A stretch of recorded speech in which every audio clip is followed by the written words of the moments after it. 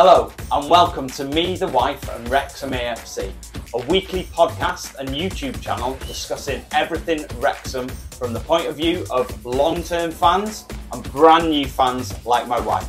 So sit back, put your feet up, relax and let's get stuck in. Hello and welcome back to episode 50. 50. I feel like there should be some sort of fanfare. Should be. You're not into cricket, are you? No. So half century in cricket, you raise your bat to the crowd like that.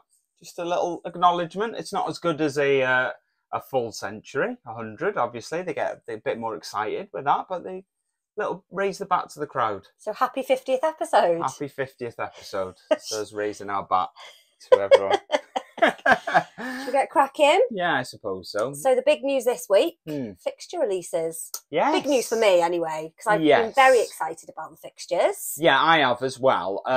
Just to give you a little bit of background on this, so I'm going to go back a couple of years. It's not a long story, but go back a few years. Me, Shan, and our son Alfie, we booked a holiday to Ibiza, didn't we? We did. And then that got COVID basically put paid. The holiday got COVID. Yeah, the holiday got COVID. We couldn't go on the holiday, so we had to rebook it for the following year, didn't we? And then COVID was still around, so it got cancelled again. We couldn't go on that holiday, so we then went, right, okay, let's try for a third time.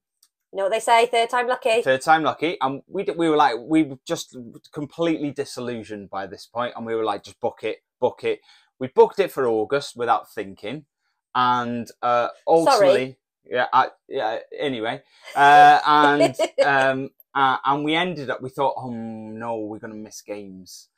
We were lucky-ish. We only missed one game last season because of the holiday. It was the Gateshead game, wasn't it? Was the Gateshead home game. So that we were lucky in that sense that we only missed one game. It was a Tuesday game, wasn't it? It was. So fast forward to this year, and we went, not going to make that mistake again.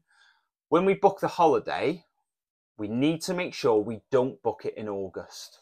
Okay? We'll book it in July. Yep. That's that done. Put that to one side. We went, right, let's focus on July. We then looked when our lad finished school. Yep. So we looked, and then we were like, right, do we let him have a week off after he's finished school, or do we just plough straight in and go straight from there? And we thought, let him have a week off on his summer holidays, and then we'll go on holiday. It's booked in July. He's had a week off school. Everything's perfect, isn't it? No, it's not perfect, because we've made another stupid mistake.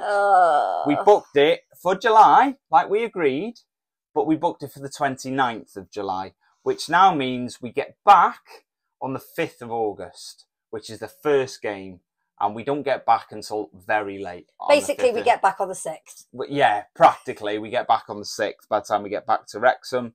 So, Shan's fault, I think. I blame Shan for it. I had nothing to do with this holiday. Very long story short, we're missing the first game of the season. And I think it's going to be a tough game against MK Dons, and I'm a bit gutted that we're not going to be there to see it.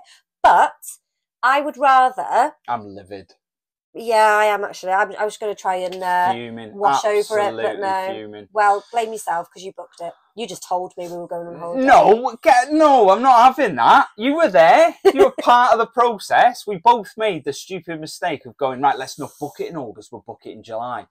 Which we did, but we just picked the wrong... So we're missing the first game, first home game of 23-24 season. Anyway, let's run through the fixtures.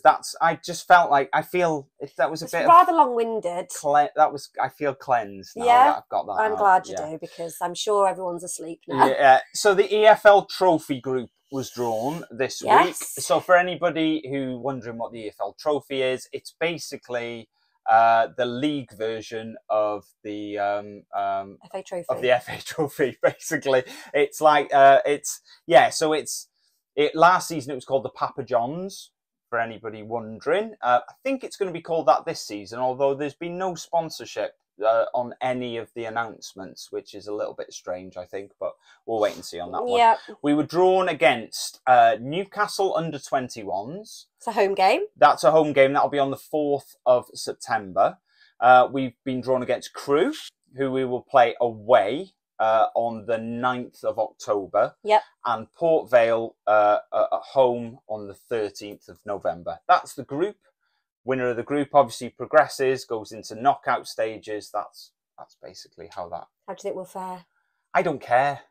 No. I'm not bothered, to be honest. It's going to be another situation like I was last season. The FA Trophy and the what was the other one? FA Cup. Yeah.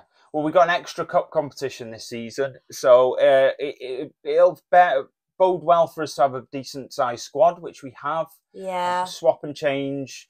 Papa John's is a good opportunity for maybe Kai to get a game, Max Cleworth to get a game, a few people like that who are on the fringes, who are not getting regular first team action. For me, that's a good opportunity to get them. Can you sign an Owen Cushion as well? Maybe he'll get one? Yeah, possibly. You know, it's a good opportunity, I think, for getting people on the fringes into the squad and get them playing some games, just in case you need them. So as well as the EFL Trophy, we've got the Carabao Cup first round. Carabao.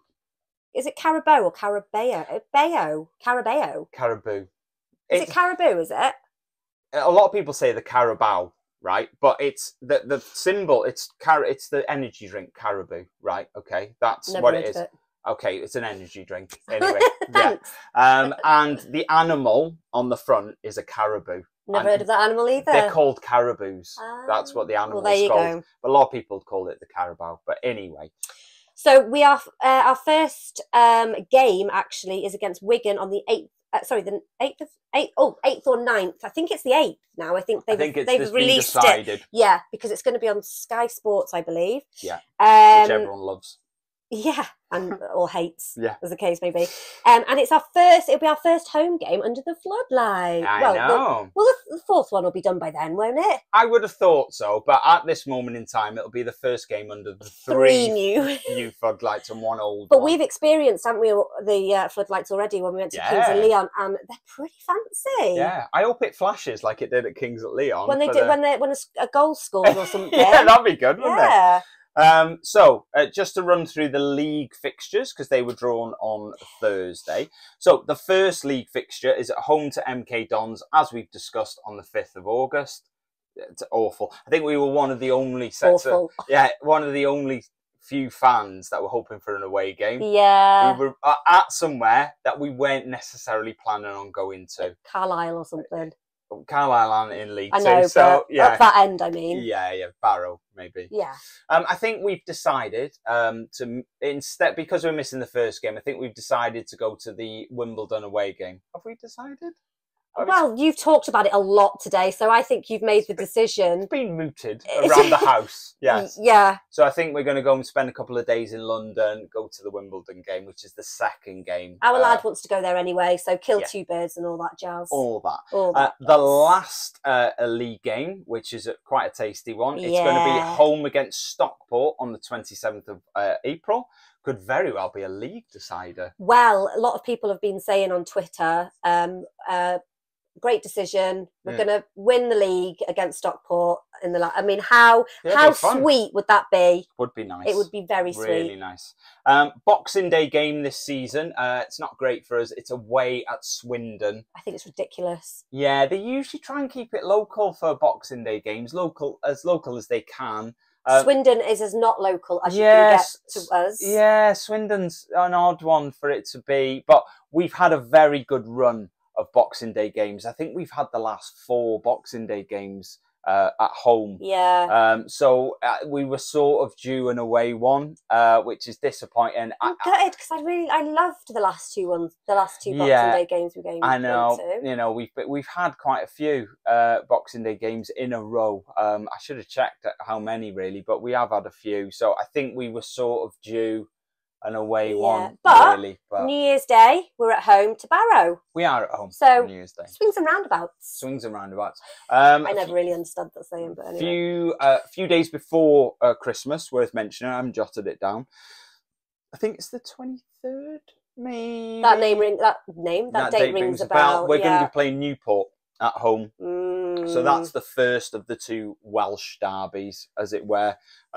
So yeah, that's exciting because we haven't played one of them in quite a while. That's one of the away games that we're not going to go to because we feel, you know, Welsh derby could get a little bit tasty. And with an 11-year-old and even me, a 41-year-old, I it might be a bit feisty. That one, so we're steering clear of that one.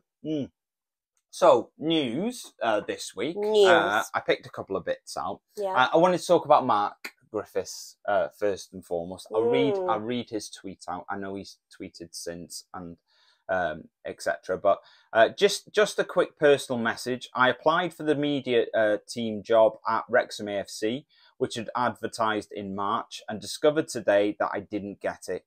This is the second time I've applied in the last year, and finally I accept reluctantly that I'll never achieve my dream. Now that is that's one tweet of, I think it was 4 parts to that. I've just picked out the first bit. So anyone who doesn't know Mark Griffiths, I think everyone knows Mark Griffiths, especially the international fans. Yeah, definitely. You know, they've when they first come on board with the club, Mark is the one who's been doing, you know, the commentary at games that they've been listening to. I think one thing a lot of people wouldn't realise is Mark's actually voluntary. He doesn't actually work for the club, hence why he's saying he's been applying to join the media team. Now, unfortunately, obviously, as that tweet states, he didn't get the job. A lot of people are furious, really, that he didn't get the job. There's been a lot. People have changed their names on Twitter to Hire Mark or something like that. So yeah, yeah. I mean, you know, he's done it for years. You know, he's done it voluntary. Does that give him a right to a job at the club? Maybe so. You know, you've been dedicated to the club. You've been very loyal. You've put a lot of work in for no money, and it's one of them. The reason I put this in the news, I thought it was quite sad, really, and I thought that, you know, someone like that who's synonymous with the club, I would have thought the club might have jumped on to it and got him involved in a paid capacity. Considering what the ethos of the club is. Yeah, I know, community and all that, and he's very well known, and the international fans love him. And I think what the problem is as well is possibly a lot of stuff is done on social media. Yeah. So there's actually, like, you can get like degrees in like all this kind of media, social media, marketing, all that kind of stuff these days. And I think possibly they're looking for somebody who kind of has that, but maybe it's not as if Mark's not on Twitter though, because I picked this message up from Twitter. Yeah, I'm not saying he doesn't know how to use social media, but there's certain things that people who've like trained. I don't know. Who knows why he didn't get it? Do you think age? I hope to God it wasn't age, because that would be really, really, really disgusting. Yeah, I know. I just found it quite odd this week. I found it quite sad that obviously he really wants to work for the club. He hasn't got the job, and I just found it quite sad. Could they not find him a position, you know, within the media team? Well, obviously not. You know, they advertised a job within the media team. He applied for it. He didn't get it. He's applied twice. Yeah, they're obviously looking for something specific, aren't they? Yeah, obviously so. He was saying that he was hoping he could continue to do his voluntary stuff moving forward, or whether that's the case. He's retired from Cal on FM as well, hasn't he? Has he? Yeah, I think there was a bit of what's the word? Controversy around Cal on FM a while ago. Something to do with one of the people who work there. I don't know. So yeah, I think that's correct. Anyway, don't take that for gospel. But so some other news, personal news. I'm pregnant. No, I'm not. I got taken to the racecourse last Sunday. You did for Father's Day, which was lovely. Alfie was very generous. Yes, Alfie and Jan very generously took me to the racecourse. We did. It was lovely. It was amazing. We went to the early one, which turned out to be very important. So we went there at 12. Lovely food, really nice atmosphere. It was great. Said hello to a few people. It was really nice. Yeah. Left there, went for a drink in the pub as well. It was really nice. It was a really nice Father's Day. I really enjoyed it. I would highly recommend when it comes around next year for anybody to book it, I think it's absolutely the food's fantastic. amazing, and yeah, it is. There was a little bit of a problem later on, though, wasn't there? Just a little bit. A little bit of a problem. A little bit of a problem, not for us. No, not for us. We were gone. We were well gone. But there was a huge leak in the roof, wasn't there? And people had to get evacuated because of water streaming down the stairs and everywhere. And it was, yeah, I'm just really glad you booked the early one. To be honest, I do feel really sorry for all the people, obviously, who didn't get to finish their meal. I believe they're getting a refund. You want a bit more than a refund, but well, why though? Because I get right. There's somebody put on Twitter saying a refund. Is that all they're going to offer you? And I just feel, well, what do you want them to have? I'd be taking my food out with me, standing outside eating my food. Get your food. I think they'd only literally just had some of them only just had their starter. Got it. So it's not as if they were. If I had my main in front of me, that'd be coming out with me. You would have, yeah. Yeah, definitely. You're a so yeah, you would. Definitely. I think you had. Me and Alfie had 3 courses. I think Ryan had 8. Yeah, maybe. Because I had the 3 courses and then I was picking at everyone else's as well. And then he was moaning then, so yeah. There's no structural damage to the Macron stand anyway. Goodness. And it'll all be sorted by the time the MK Don game arrives. Yes, it will be. So yeah, just thought so to all those non-Wrexham fans who were hoping that it would cause millions and millions of pounds of restoration, it hasn't. No. So in your face. Yeah, there you go.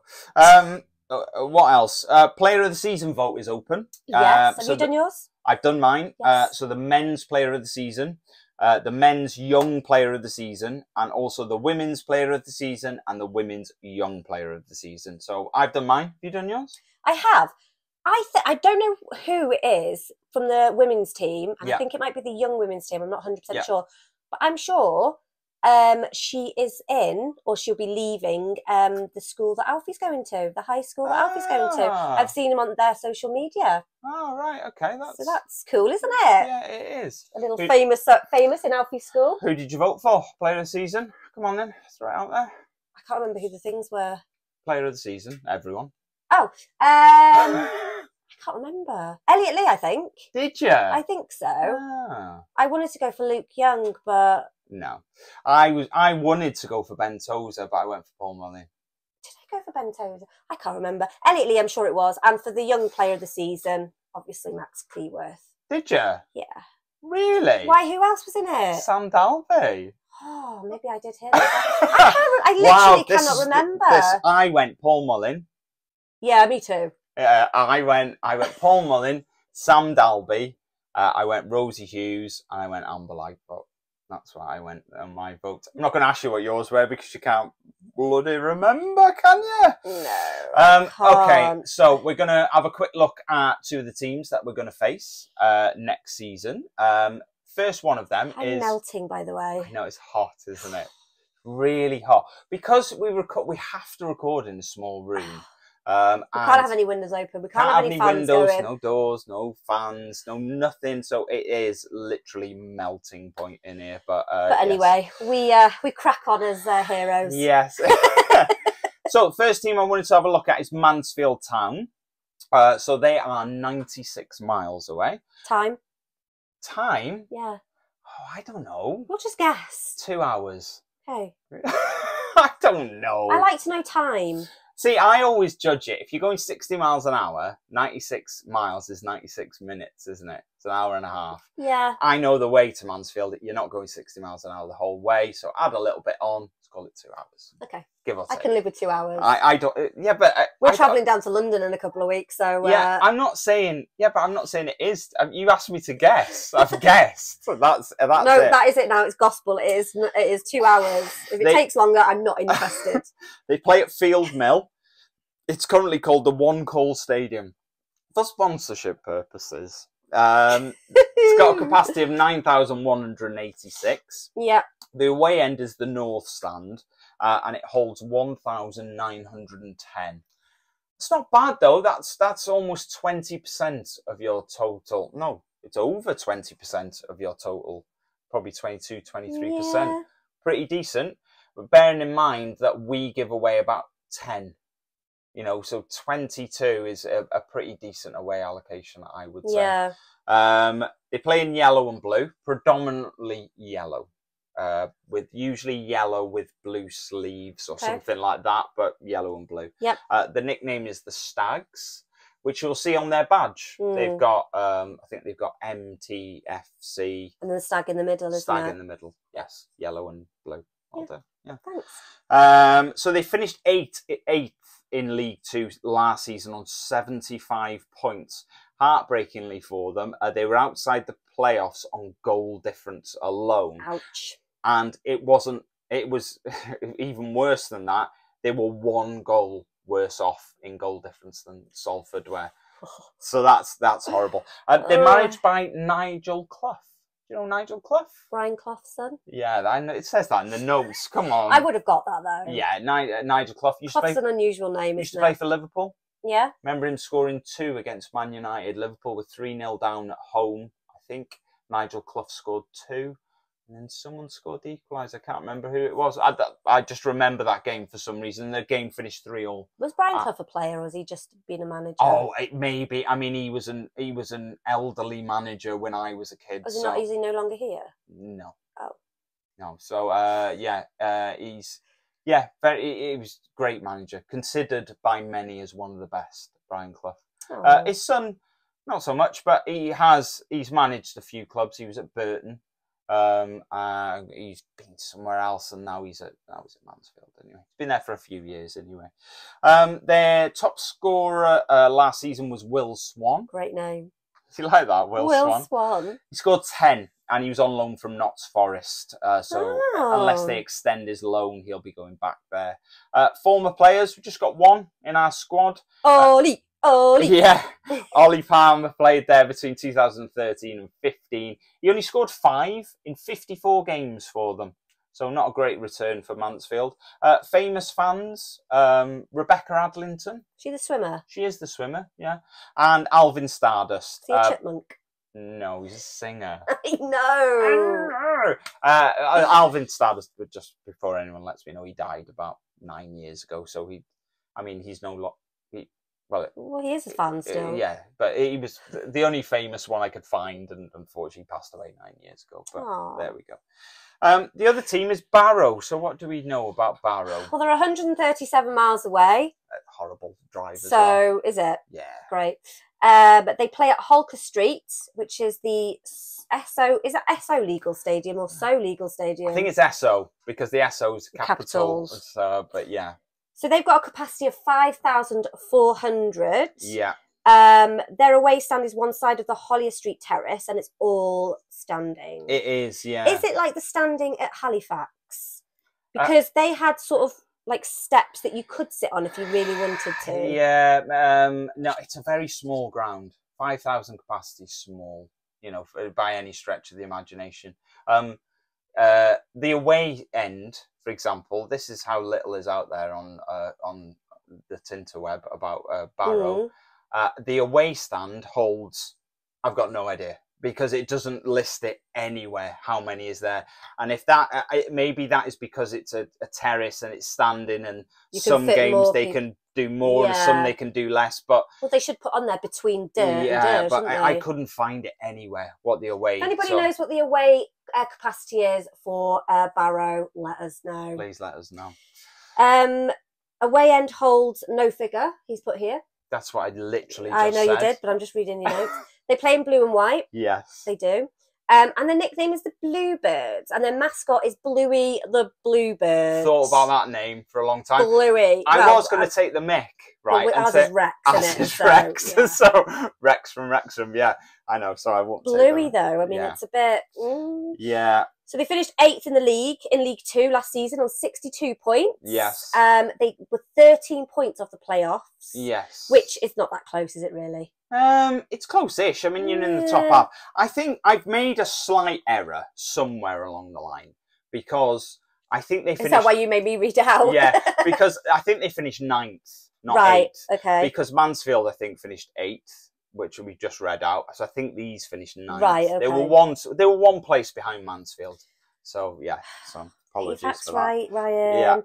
Yeah. Their top scorer was Josh Gordon, and he scored 15 goals. He did. Now signed for Burton Albion. So he won't be there next season. And second was Billy Waters with 9. And guess where Billy Waters is this season? Exactly. So their 2 top scorers from last season are no longer at the club. You've got Josh Gordon, who's now at Burton Albion, and Billy Waters, who is now with us. Their manager is Pete Wild. So Pete Wild was Halifax manager until 2022. Yep. He was there for a few years. Billy Waters was also at Halifax. That's why he ended up at Barrow. So Pete Wild went to Barrow from Halifax. He was there, I think, for 3 weeks, and then he signed Billy Waters from Halifax to go to Barrow. But that's quite a good thing, though, isn't it? That shows that we've got a good player on our hands. Yes, definitely. Yeah. Just a quick one about the competition that we run for the Wales Coasters. It has now closed, obviously. It has now closed. We drew the winners on Thursday. Emma Griffiths was one of the winners, who is local. Yes, cheap postage. Or we might even drop them off. That'd be even better. Now, the other one, it was called the Welsh one. Yeah, stitched us right up. Yeah, he has stitched us right up with that name. Now we it was just a spin of the wheel. He won, and we were thinking, after the last competition we ran, when Ariel won it, Ariel lived in California, so we had to pay the postage out to California, which is fine. And this one, we thought, Emma Griffiths, we know she lives in Wrexham. Good one. The Welsh one, can't be too far away. Bloody hell, he is, isn't he? He sent us an email. Couldn't be further away. He did live in Wales, from Rhyl, until a few years ago.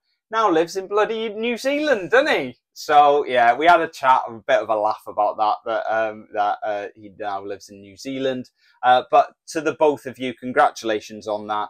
And the coasters will be coming out to you very shortly. Yeah. Yes. So, fan forum. Yes. Time. So this week we've got 2 people on, as we did last week. Not husband and wife this time, 2 separate people, but separate people that know each other. That know each other, yeah. Yes. So they're from New York. They're called Tara and Ben. They got in touch. Ben actually got in touch with us, didn't he? And said, give us a little bit of info about the 2 of them and how they've sort of come on board with Wrexham. So welcome to Me, the Wife from Wrexham AFC, Tara and Ben. How are you doing? Great. We're good. Thanks for having us on. Not a problem at all. We're really excited to chat to you both. Ben, let's start with you. When did you first get on board the Wrexham train, shall we call it? When did you sort of get on board with the team? Yeah, it took a while because I had no interest in watching any professional soccer or football. For you, I played soccer all through growing up, and I'm going to call it soccer because that's what it was called when I played it. But now I'm calling it football. I made that transition, and so I had no interest in watching any teams, any leagues, World Cup. I had no interest in, and I had heard that the takeover had happened with Rob and Ryan, and I liked Rob from It's Always Sunny and from Mythic Quest. I liked Ryan Reynolds from a load of his movies, including Deadpool. And so it was kind of there in my mind. But it didn't really do anything for me. And I think there's this episode of The Simpsons that kind of skewed my view on how football is and how we Americans kind of take it, where it's they went to a game and the sports announcer was calling, here's a pass, here's a pass, here's a pass, and the fans got bored because it was just back and forth, and then the international announcer was going crazy over it, and so it kind of that's where my view of everything was when it comes to football. So but probably when we were watching Ted Lasso with my wife, and we liked this, and they made mention of Rob and Ryan on the show at one point, and then the documentary came out, and I was a little late to the documentary, but I started watching it in October of this past year, and it's just been kind of a big learning curve and just an addiction that's built up, and finding more and more out, and trying to teach myself about the team and everything. So how about you, Tara? Was it the same for you? My husband's been a football fan since I've known him, and that's been almost 18 years now. So I've been a fan on the edges, but it just never hooked me in the same way. I am a sports fan, so I like hockey, I like baseball, really into American football. But soccer was always, it had to be the right time. World Cup, I was, the proudest American in the world, and then it ended, and I didn't really follow. The U.S. women's national team has been fun to follow too, but the documentary is really what got me into it, because I like sports' story, right? I love sports documentaries. This, I felt like I was doing a favor to my spouse. Like, sure, honey, we'll watch this. And then after hearing Rob describe his Eagles fandom of the NFL Philadelphia Eagles, I was like, oh, that's exactly what I've said about my Buffalo Bills fandom. And I turned to my husband and said, I'm probably going to become a Wrexham fan after this. You mentioned your husband there being a Newcastle fan. It is, he's obviously a little bit annoyed that he's been a Newcastle fan for a number of years, and then you've never sort of got on board. What's it like, sort of being a Wrexham fan? But is there that sort of urge to be a fan of a sort of like a bigger team, like a Premier League team, or what's the perception in America because of the documentary? Are Wrexham a big team in your eyes, Tara? I think, and I'm not sure if they end up saying it, but I think Rob and Ryan said something along the lines of, we want to make this America's team. And for me, it's like, yeah, let's do this. I'm on board. You've hooked me with getting to know this town that feels like home in a way for me, just because of the similarities of the teams I cheer for and the towns and cities I've spent time in and lived in. So he's excited that I like football, but I think it's the Cinderella aspect of it too. We can't get enough of that type of story in the United States. I think we still consider ourselves a Cinderella story, when may or may not be true. And I think I just needed that personal connection, and maybe it will happen with Newcastle. I just think because it's such a big sport. It's so big, and it has so much money, that for me, the story of Wrexham is what hooked me. And I don't think that's anything against Newcastle. I just couldn't connect to it the same way. So talking of the documentary, Ben, I believe you enjoyed it so much. You've watched it more than once? Three times now. I finally got my wife to watch it the third time around. She's a dedicated AFC Richmond fan, so it was hard to get her to make that transition to watching Wrexham as well. But yeah, I've watched it many times, and there's certain scenes that every time it gets to that scene, I get giddy over it too. Like Rob's conversation with Phil the first time to try and get him on board, and like I want to know every detail of that conversation of what happened and how it worked and stuff. So Ben, I believe you're both Buffalo Bills fans. Correct me if I'm wrong. So I think we'll end the call there. No, I'm joking. No.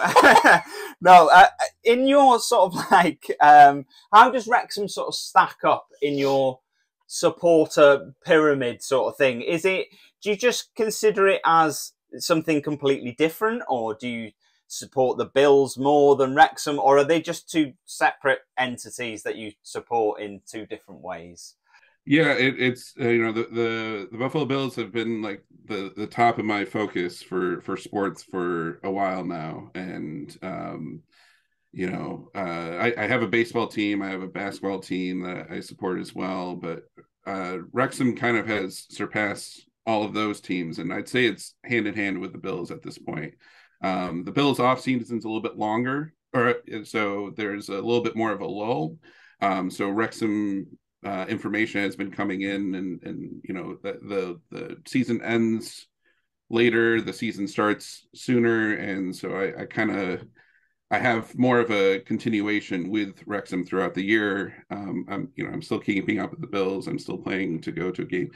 Sean or Ryan, I know you're a Giants fan, but Buffalo seems much more Wrexham than New Jersey does. Yeah, you're probably right there. But I mean, I've been a Giants fan. I picked up the Giants when I was, I would say, about 15. So that is, and I've followed them ever since that. So we're looking at 26 years. So there is absolutely no way that I am jumping ship after 26 years. I've been lucky. We've had a couple of Super Bowls in that time. I have been very lucky. The Giants are coming to Buffalo, I think, in mid-October. So if you come over, we'll show you what a Bills tailgate is really like. We'll take you to the Pinto Ron experience and everything.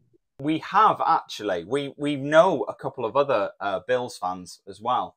That we met through the podcast. Yeah. And obviously the Giants play the Bills once every four years or something like that. Yeah. So we were waiting to see when this happened. The game is the day after my birthday. So you would argue that it was the perfect opportunity for a trip. Now Shan has zero interest in the NFL, although I think it's definitely something that we're going to price up and see how we go and get to that. It's about more than the game for Buffalo Bills fans and maybe some other NFL teams, but we don't need to talk about them. And so I think that's probably why it's similar to Wrexham. I wouldn't be surprised this year to see Bills fans wearing Wrexham shirts at some of our home, or just any of our games.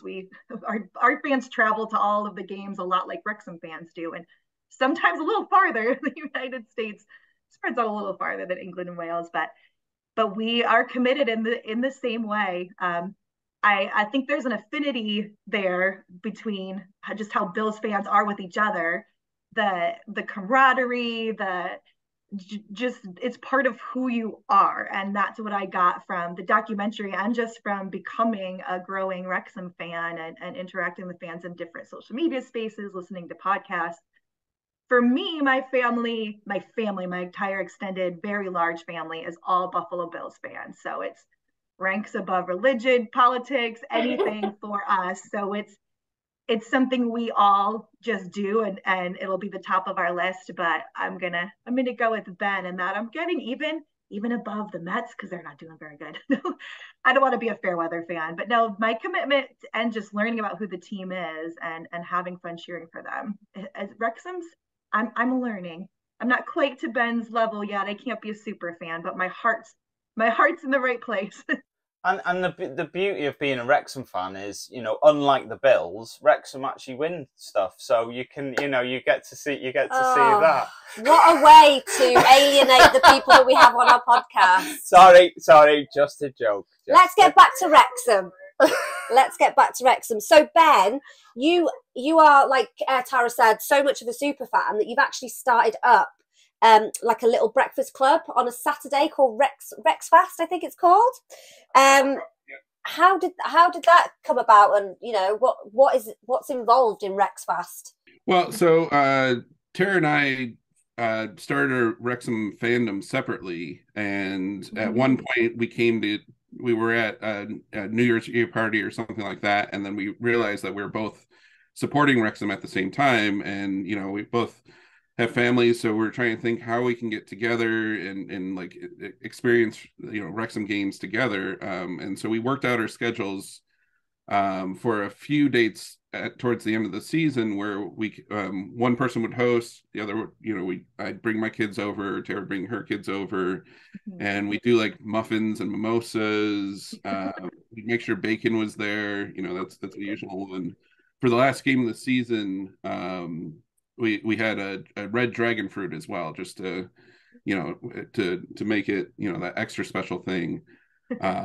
And so we've kind of now that we have the schedule out and it's not mid-season, maybe we can plan our year for next year a little bit more to have more occurrences of. Right, and the games are on Saturday mornings for us here in New York State, so that made it, hey, we're going to do a brunch, we're going to have a Wrexfest.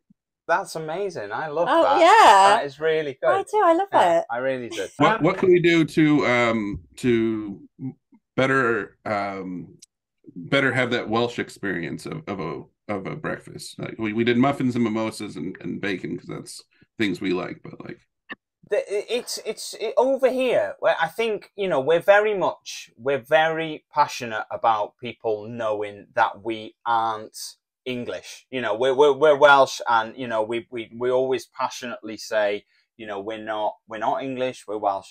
Although when it comes to sort of food, we're obviously with same cultures, we're very similar. So we, you know, the things that you know all around the UK that we eat, it's the same for Wales really. There's not really one sort of specific breakfast food I would class with Wales. Everybody in the UK, well, not everybody, but likes a bit of a fry up. So sausages, bacon, eggs, that sort of thing. But we call it a Welsh breakfast rather than an English breakfast. Yeah, well, see, the international sort of, not international, but it's nationally known as a full English.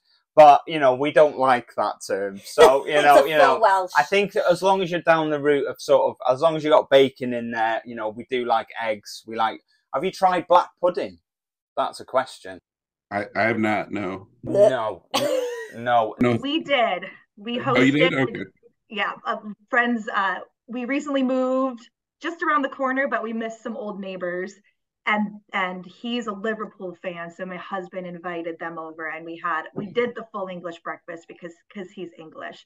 But we tried the black pudding. My kids didn't like it, but we wanted to do a proper breakfast. The rest was grand. So I think we can pull that off then, and we'll call it a Welsh breakfast, and we'll have the red dragon fruit with it. And I feel like that'll make the connection. Sounds good. We'll be doing it well. Yeah. Definitely. Well, thanks, guys. We will come back to you in just a second. We're just going to have a quick chat about the Rumour Mill, aren't we? So there was one that came up this week that we wanted to talk about, and that was Nick Powell. Mm-hmm. So Nick Powell is 29 years old. He used to play for Crewe a number of years ago. Another old one. No, 29's not old. I think you're all right there. Okay. You know, you're sort of mulling age, aren't you? So he was at Crewe. He got signed by Alex Ferguson to go to Manchester United. Didn't really play a lot of games for them. He's very low single figures. He played for Manchester United. He then had a couple of loan spells before he moved to Wigan, where he scored 29 goals in 92 games for Wigan between 2016 and 2019. He then went to Stoke. So he scored 27 in something like 100 and something games for Stoke, and that's between 2019 and 2023, where he's been released.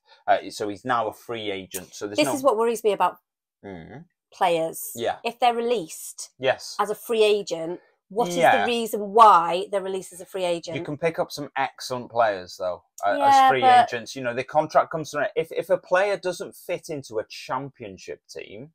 Yeah, and he's been released. That doesn't mean he doesn't fit in anywhere in the football pyramid.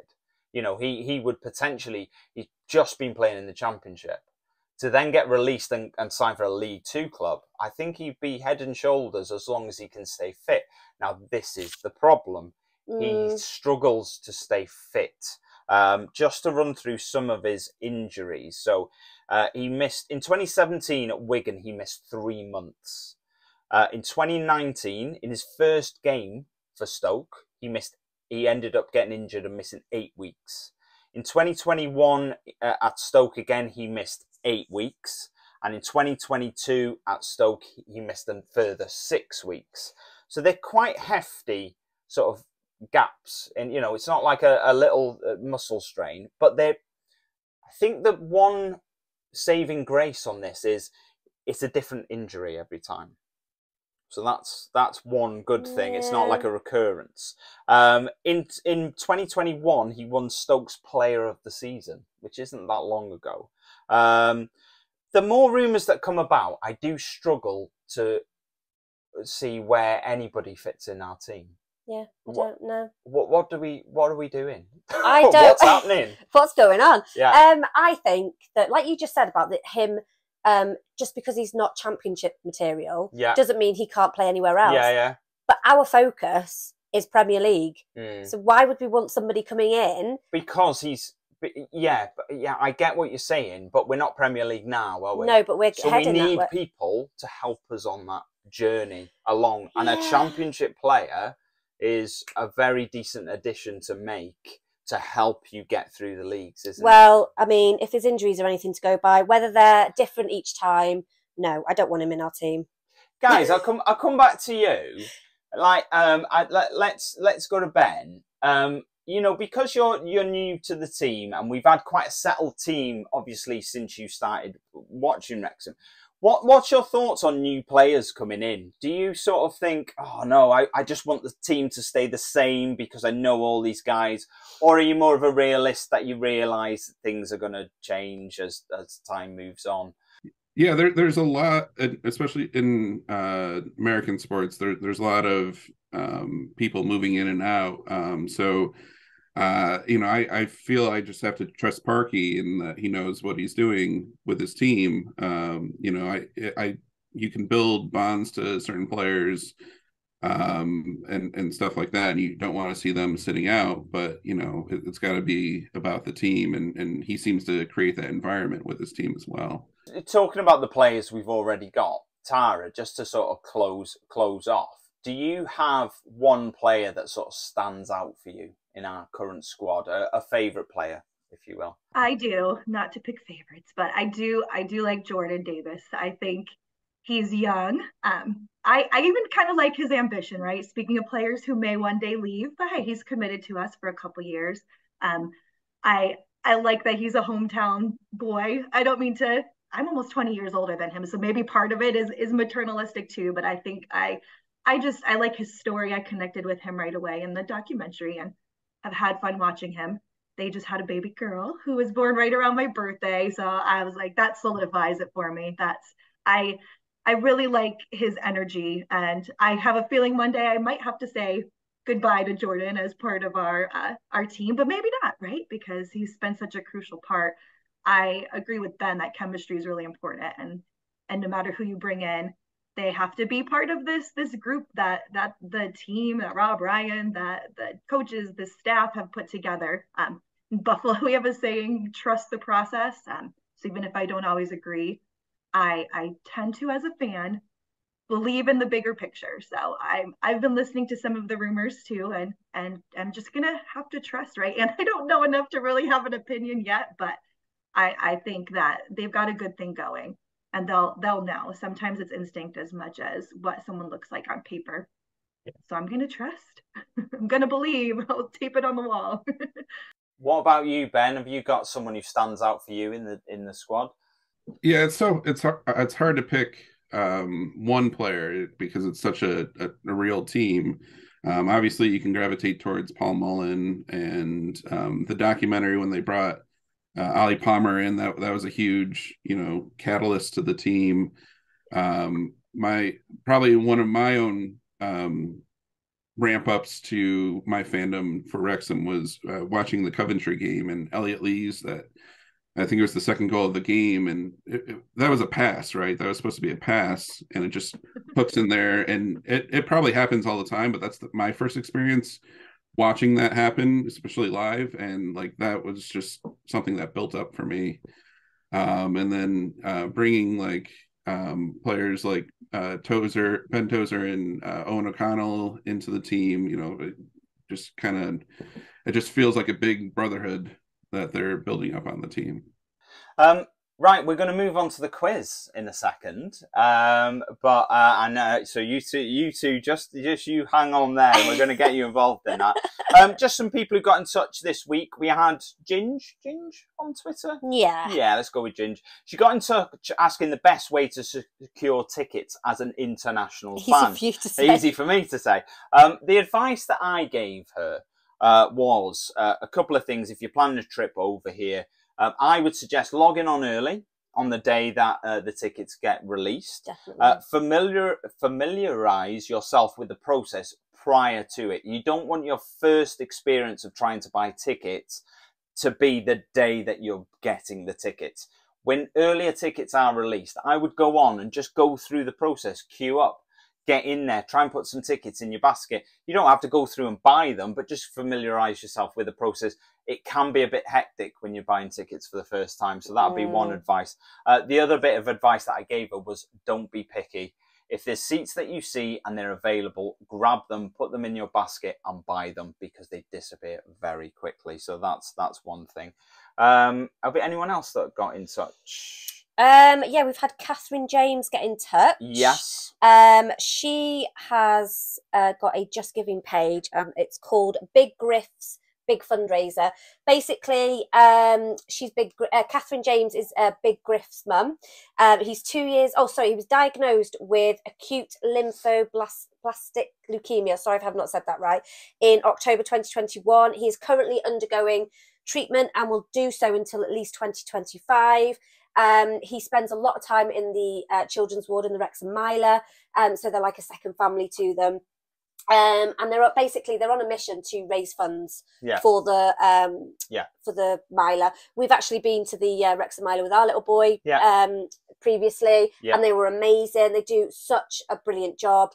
So basically, they are currently organising a raffle alongside AAG events and are reaching out to as many people, businesses, that they can ask if they're able to donate a prize. And they've got a Just Giving page. We will share their, because they've got like a QR code. We will share that on our socials so that you can scan it and you can go and donate if you want to. Yeah, we won't go through all the details on here. What we'll do, we'll share this out on Monday night. So the podcast is released, as everyone knows. Yeah. Well, I hope everyone knows. About 6 o'clock on a Monday evening, UK time. So we will post it later in the evening on Monday so that people can listen on the Monday and then they can have a look at what we post out there. So, I mean, we know we're all going through a cost of living crisis, but anything you can give will be a massive help. So, and, you know, keep going, Griff. You're doing amazing. So, yeah. Okay, so it's quiz time. So we've got 3 competitors this week. As always, I will read out there's 5 sections. In each section, there will be 3 statements. There'll be 1 truth and 2 lies. Okay? So I will go through. We're running out of time rapidly. We just love talking to Ben and Tara so much. We're running out of time. But anyway, each section, I'll read out 3 statements. All you guys have to do is pick out the truth. I will start with Sian, and then I will ask you 2 guys, and then we'll determine a winner. Everybody ready? Yes. Okay, number 1. In tweets Ryan Reynolds has sent this week, he uses the word pepperoni more times than he uses the word Wrexham. Or number 2, Wrexham AFC's current head of marketing is Janet Thanet. Thannet. Or is it number 3? Wrexham were drawn against Port Vale in the EFL Trophy this week. In the last competitive game against Port Vale, there were 4 red cards following a mass brawl in the 59th minute. I am going to go with... Are we doing 1, 2, 3? Yeah, 1, 2, 3. Number 3, so the Port Vale one. Tara, what about you? I'm going to go with 1. Number 1. And Ben? I'll go with 3. Number 3. So 2 people have gone for number 3 and 1 has gone for number 1. Tara, you are very much correct. That is correct. Ryan Reynolds has used the word pepperoni more times this week than he's used the word Wrexham. It's bizarre. Okay. Number 2. Okay, number 1 in part 2. Wrexham have never lost a final of the Welsh Cup. They have got to the final 23 times and won all of them. Or number 2, because of his accent, Ryan and Rob insisted Humphrey Kerr appear as Lord Humphrey Kerr in the end credits of Welcome to Wrexham as a joke. Or number 3, Anthony Ford is older than Callum McFadzean. I'm going to go with 3. Number 3, Tara? 3. 3 for you as well, Ben? I'll diversify and go 2. 2. It is number 3. Anthony Ford is older than Callum McFadzean. So we've got 2, 1, 0 at the moment. Number 3.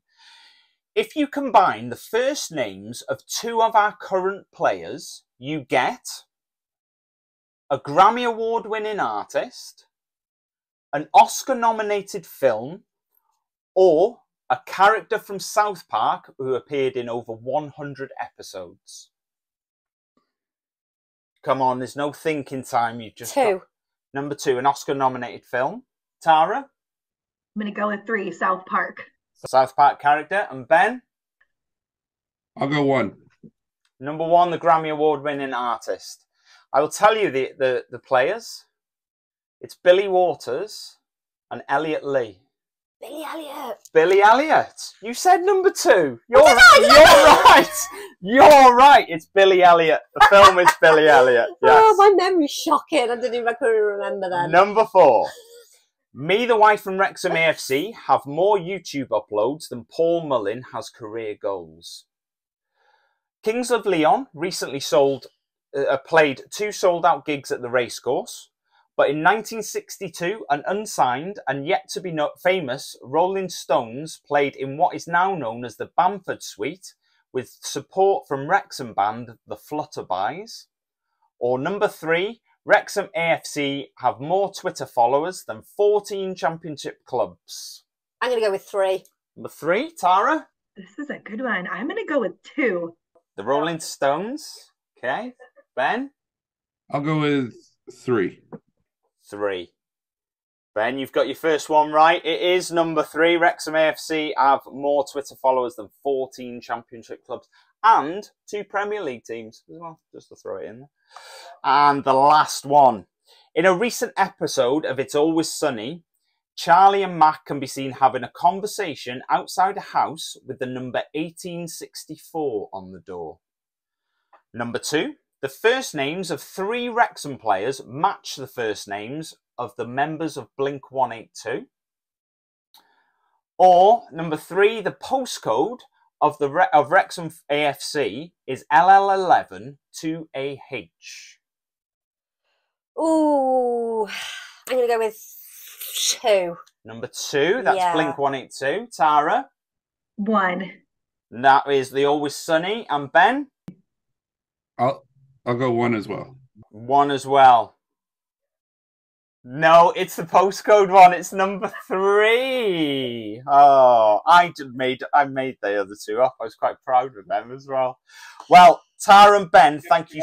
Can I offer a bonus one just to flip the script on you? Oh, yes. Go. Yes. It's the 3 of us playing against you. Yeah. And if you get it, you win. If you don't get it, we win. Yes. Yes. I know how much you like anagrams. Oh. So it's a Wrexham related anagram, and I'll tell you it's going to be 2 words for the answer. Okay. Okay. All right. Let's see. It's why farm my McDoos. Right. Okay. I've got this. And I have 3 hints if you need them. I think he's going to need them. But you're such an expert. Like. Yeah, really not. He hates anagrams. I do hate them. Yes. I Ooh. think you're going to have a clue. Yeah, let's have a hint. Let's have 1 hint. It's not in English. Oh, okay. Now we're talking. Oh, well, Ryan's fluent Welsh, so this should be easy. It's really not. I'm rubbish. I'm rubbish at anagrams in any language, to be honest. Oh, this is horrible. I never want to do this ever again. No, one more hint. I need 1 more hint. Okay.